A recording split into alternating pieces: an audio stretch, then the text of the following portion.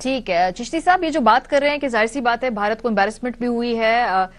اب ہم 2026 کے اندر کیا ڈائریکٹلی دیکھ رہے ہیں کہ وہ اگریشن بڑھائے گا یا پھر پراکسیز کے تھرو جو بھارت کا آپریشن سندور وہ بار بار کہتے ہیں کہ وہ جاری ہے،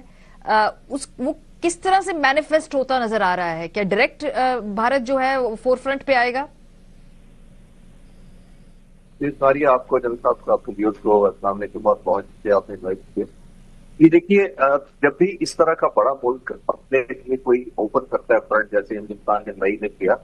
وہ تو بعد میں ان کو ریئلائز ہوا کہ وہ غلطی ہوئی، لیکن یہ طے ہے کہ آپ نے کچھ نہ کچھ اپنے ملک کے لوگوں کو، اور خاص طور پر آپ کو دنیا کی سب سے بڑی پاپولیشن ہو 140 کروڑ کی پاپولیشن ہو، آپ نے وارلڈ ٹرافی ضرور دکھانی ہوگی واپس پر کہ آپ نے یہ جو 85 جہاز رات کو 12:30 بجے بھیجے تھے، میچ بات کیا تھا، تو ہماری ٹرافی کہاں ہے؟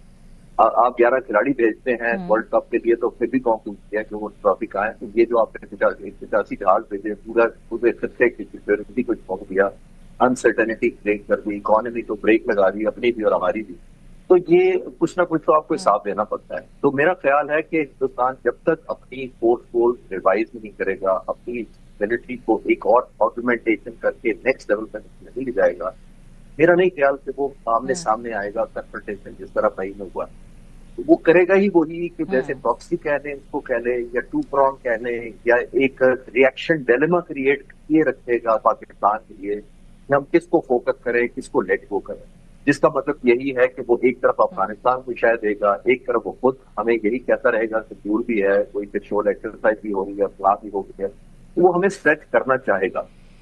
پولیٹیکل لیول پر اور ڈپلومیٹک لیول پر، ایون انٹرنیشنل گلوبل کے افیئرز کی نظر میں پاکستان جتنا مئی کے بعد ریلیونٹ ہوا ہے، یہ انپریزیڈنٹڈ ہے، اور یہ جیسے جنرل صاحب بھی کہہ رہے تھے یہ کسی کو ہضم نہیں ہو رہا، اور بہت ساری پاور کو ہضم نہیں ہو رہا۔ ایک اور بڑا امپورٹنٹ فیکٹر افغانستان کا ہے، وہ اس لیوریج کو استعمال کرتا رہے گا کہ پاکستان، دیکھیے ایک بڑی امپورٹنٹ چیز ہے کہ اگر افغانستان اسٹیبل ہوتا ہے تو سب سے بڑا میرا خیال ہے بینیفیشری تو پاکستان ہی ہے، افغانستان تو ہے ہی ہے، ظاہر ہے جہاں اسٹیبلٹی ہوگی، لیکن نیکسٹ بینیفیشری ہے پاکستان میں اسٹیبلٹی کا مطلب یہ ہے کہ ہماری ایک اور زیادہ ریلیونس بڑھ جائے گی، ہماری لیوریج بڑھ جائے گی بارگین کرنے کی دنیا کے ساتھ، ہم ایک بیلنسنگ فیکٹر اور بہتر پوزیشن میں آ جائیں گے، چائنا اور انڈیا کی کولیبریشن پوائنٹ آف ویو سے اپنا وزن بھی ڈال سکیں گے۔ تو میرا خیال ہے کہ بہت سارے ڈائمینشن پلے کریں گے اور بڑے فلوئڈ ہوں گے، اور یہ انڈین فیکٹر بہت پریڈومیننٹ حاوی رہے گا 2026۔ ٹھیک ہے، جو چشتی صاحب یہ تو ہم نے بات کر لی اپنے لوکل یہاں پہ جو ہمارا ریجن ہے اس حوالے سے، غزہ کے ایشو کے اوپر خاص طور پہ پاکستان اور امریکہ کے جو تعلقات ہیں آنے والے چند ماہ کے اندر ایک اہم کلیدی کردار ادا کرے گا۔ کس طرح سے پاکستان کس حد تک اس فورس کے اندر جو پیس کیپنگ فورس ہے اس پہ فیسیلیٹیٹ کر سکتا ہے؟ کیا ایکسپیکٹیشنز ہے پاکستان سے؟ ہماری انڈرسٹینڈنگ کیا ہے؟ ہم کہاں we can meet them halfway? دیکھیے جب یہ ایگریمنٹ ہوا تھا میری اپریہینشن نہیں تھی، بٹ میرا تجزیہ یہ تھا کہ اس وقت بھی اس کے اندر کافی لوپ ہولز تھے، جس کا مطلب یہ ہے، میں کوئکلی بتاتا ہوں کہ اس میں نتن یاہو کی جاتے ہی اسرائیل واپس جا کے ہبروز میں اپنی انٹرویو میں کہا تھا کہ میں نے تو کچھ 2 اسٹیٹ کی بات کی، 2 اسٹیٹ پالیسی میں تو نہیں کرتا پہلی بات۔ اسی ایگریمنٹ کے اندر یہ بھی لکھا ہوا تھا کہ کسی طرف خاص طور پر بات نہیں ہوا ریشن کی تو اسرائیل کو فری ہینڈ ہوگا، اور امریکن پریزیڈنٹ نے کہا تھا کہ میں اسرائیل کے پیچھے کھڑا ہوں گا۔ تیسرا اور موسٹ امپورٹنٹ یہ تھا کہ اس کے اندر لوپ ہول تھا، وہ ٹائم لائن نہیں تھا، اور چوتھا اور موسٹ امپورٹنٹ یہ تھا کہ جب یہ فورسز آئیں گی تو بائی لاز کیا ہوں گے، یہ تو اس وقت یونائٹڈ نیشنز کی اڈری گئی، جس کا مطلب یہ پریزیڈنٹ ٹرمپ کا یہ برین چائلڈ تھا، انہیں کی انہوں نے اپنا انفلوئنس یوز کیا اور اس ایگریمنٹ کو انفلوئنس کروایا۔ جب ایک انٹرنیشنل بیکنگ نہ ہو، یونائٹڈ نیشن جیسی بھی ہے رہی صحیح جیسی بھی ہے، لیکن ایک مورل ڈسینڈنسی ہوتی ہے یونائٹڈ نیشن، وہاں پوری دنیا میں جب سولجرز یا پیس کیپر جاتے ہیں ان کے پاس ایک اسٹرینتھ ہوتی ہے، مورل،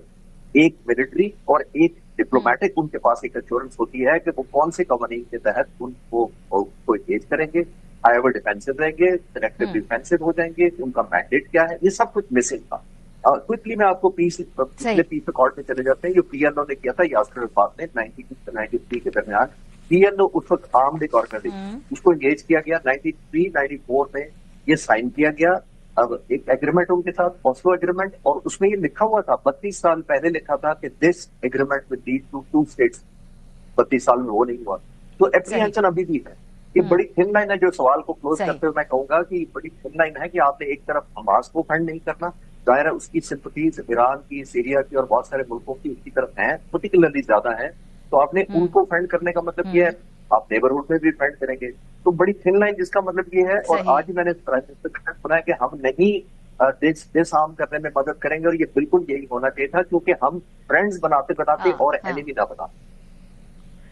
बिल्कुल, और ये तो बहुत ही क्लियर, ये तो बात है कि ये पाकिस्तान अफोर्ड कर सकता है। बहुत शुक्रिया आप दोनों हजरात का।